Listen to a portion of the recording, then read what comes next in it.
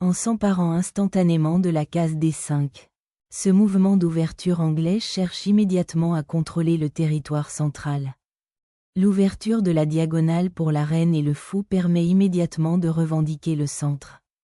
Vital pour l'activité des premières pièces. Développer un chevalier pour contrôler les carrés centraux. Se préparer à d'éventuelles avancées de pions ou à un déploiement ultérieur de pièces.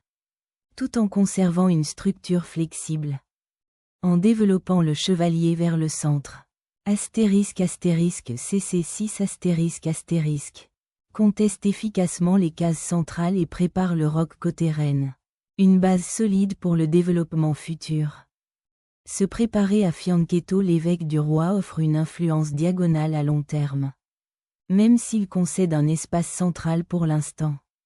Cette avance de pion prépare à fianchetto le fou, visant une influence centrale et une défense potentiellement forte du côté du roi.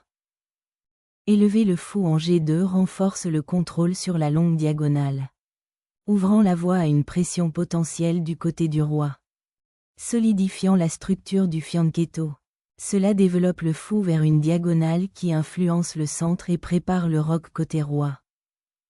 Construire une chaîne de pions solides, se préparer à développer calmement les pièces vers le centre. Solidifiant le centre et préparant un bris de pions. Ce mouvement ouvre des diagonales pour la reine et le fou aux cases noires. Développer le chevalier sur cette case vise à fortifier le centre et à préparer le roc côté roi. Sans bloquer la diagonale du fou. Développer le chevalier en E7 maintient la case F6 ouverte pour un repositionnement potentiel du chevalier ou prend en charge une poussée de pions kingside. En perçant le centre, les blancs défient avec audace la structure des pions des noirs et cherchent à ouvrir des lignes. Pour un jeu de pièces agressif. L'ouverture du centre permet un réalignement stratégique des forces, susceptible de déséquilibrer la position. L'ouverture du fichier électronique crée une pression centrale immédiate, ciblant potentiellement l'aile roi des noirs si le pion avance davantage.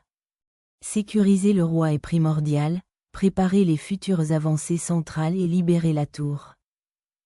Roc sécurise le roi et se prépare à l'action centrale. Le fou fianchetto surveille maintenant la vulnérabilité potentielle du pion D4. Une avance audacieuse, sacrifiant le tempo pour l'activité des chevaliers, surchargeant potentiellement l'aile roi des blancs. Affirmant leur domination centrale, les blancs poussent le pion, gagnant de l'espace et limitant le chevalier noir. Le chevalier s'aventure courageusement en avant, dans le but de perturber la chaîne de pions des blancs et d'exploiter la tension centrale.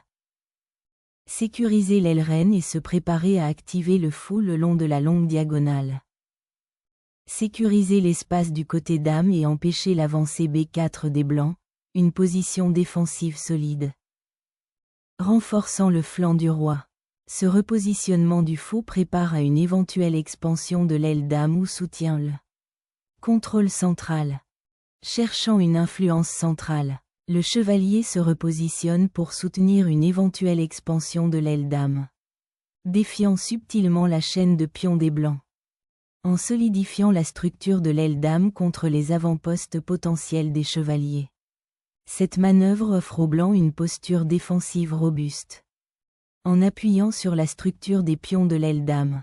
CC5 vise à perturber le contrôle central des blancs et à ouvrir des lignes pour un jeu de pièces. Actif. Déverrouillant l'aile dame avec tempo. Cette poussée de pions vise à déstabiliser la configuration des noirs et à prendre l'initiative. Réaffirmant son influence sur la case centrale D4. Le chevalier se retire vers un avant-poste plus défendable tout en se préparant à rejoindre l'escarmouche. En libérant la reine, les blancs visent à perturber la chaîne de pions des noirs et à faire pression sur l'aile reine. Affirmant son influence sur la case D4, ce chevalier regarde de manière agressive l'aile dame des blancs et se prépare à soutenir d'éventuels bris de pions. L'élimination du chevalier en D4 simplifie, ouvrant potentiellement des lignes pour votre fou et accordant de l'espace. Accepter l'échange de fous solidifie la chaîne de pions. mais donne aux Blancs un avant-poste central stable pour leur chevalier. Récupérant le fichier central, les Blancs envisagent une infiltration potentielle et visent à faire pression sur la structure légèrement compromise de l'aile dame des Noirs. L'évêque noir se retire dans une case plus passive, sacrifiant l'opportunité de défier la structure centrale des pions blancs et de se coordonner avec ses pièces du côté dame. La réactivation du fichier F amène votre tour à une position centrale plus dynamique, menaçant potentiellement le roi ennemi. En lançant une tempête de pions, les Noirs cherchent à ouvrir la structure centrale des pions blancs et à gagner en activité. La récupération du pion central ouvre des lignes d'attaque cruciales dans le fichier A désormais puissant. Récupérer l'avant-poste central avec le chevalier permet un repositionnement dynamique, remettant potentiellement en question le contrôle des Blancs sur le fichier D et ouvrant des voies de contre-jeu. La solidification de la structure des pions du côté du roi évite toute menace tactique immédiate et prépare la sécurité future du roi, libérant le potentiel de l'aile dame. Cette avance de pions sonde les faiblesses et vise à perturber la sécurité du roi blanc. Déclencher une tempête de pions pour briser la défense du côté roi des Noirs, créant ainsi des opportunités d'attaque immédiate. Libérer le fou pour contester la diagonale ouverte et menacer l'expansion de l'aile dame des Blancs. Soudain, le chevalier de B5 exerce une immense pression sur le pion D6, menaçant une percée décisive. Affirmant son influence centrale, ce fou solidifie l'avance de l'aile dame et détecte les faiblesses potentielles de la structure des pions blancs. Défiant le bouclier du roi, cette poussée de pions perturbe la défense des Noirs et ouvre des voies aux pièces des Blancs. Sacrifier la structure des pions pour la capture des pions défait ici la défense centrale des Noirs, ouvrant des lignes pour les avancées agressives des Blancs. Frappant au cœur de l'étroit côté dame des Noirs, cette capture oblige à une décision douloureuse concernant le matériel et la structure des pions.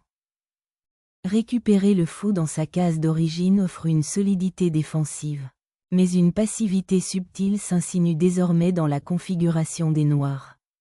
Sacrifier le chevalier ici crée une majorité de pions du côté dame, visant à submerger les défenses des Noirs avec des pions passés connectés. En repositionnant le fou sur une diagonale plus active, cette pièce exerce désormais une pression sur le pion isolé des Blancs. Y sacrifier la tour libère votre reine et ouvre des lignes cruciales pour une attaque. Adopter les pions doublés offre un combat dynamique pour les lignes ouvertes centrales. Un pari désespéré visant à débloquer des lignes vers le roi roquet, mais à un coût matériel élevé. Cherchant à détacher la reine et à l'activer, cette manœuvre met également en place un contre-jeu potentiel sur la ligne H. S'emparer du fou ouvre des lignes et force le roi noir dans une position centrale vulnérable.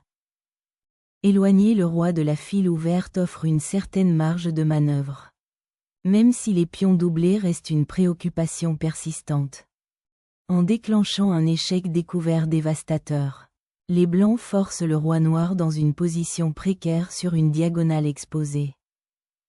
Abandonner la colonne D permet à la tour blanche de dominer, intensifiant ainsi la pression sur l'aile dame affaiblie des Noirs. Renforcer l'avant-poste pour que le chevalier exerce une pression sur les pions affaiblis de l'aile dame. Renforcer la sécurité du roi avec cette manœuvre de regroupement semble primordial étant donné la nature exposée du monarque. Libérer la tour du 7e rang pour briser la structure défensive des Noirs et mettre en place une attaque puissante. Sacrifier l'échange est une tentative désespérée de perturber la majorité dominante des pions blancs à l'aile dame et de créer des complications tactiques autour du monarque noir exposé.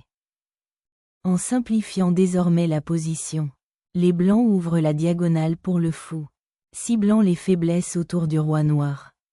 Une contre-attaque désespérée, tentant d'exploiter le monarque blanc exposé avant que le déficit matériel ne devienne écrasant. Sécuriser la voie de fuite du monarque tout en préparant simultanément une contre-attaque le long Des fichiers centraux vitaux. Cette manœuvre défensive redirige la tour vers la sécurité, la préparant à un contre-jeu potentiel le long du 7e rang. Libérer la reine en poussant le roi vers l'avant crée une curieuse impasse défensive. Récupérer le 7e rang est crucial pour empêcher une nouvelle pénétration blanche et solidifier les lignes défensives. En libérant le pion passé, les blancs brisent finalement la structure défensive, forçant une course de pions décisive. Cherchant à bloquer l'avancée du pion passé, le placement de ce chevalier est une tentative désespérée d'arrêter l'inévitable couronnement de la redoutable reine des Blancs. Rétablissant la pression centrale de la reine, les Blancs visent à contrôler le fichier C maintenant ouvert, forçant potentiellement le chevalier noir à reculer. Accepter le sacrifice du pion offre un répit temporaire, mais l'aile roi reste exposée à de nouvelles pressions, s'emparant instantanément de la case centrale de promotion cruciale. Les Blancs lancent une offensive décisive du côté de la reine, forçant les pièces noires à adopter une posture défensive.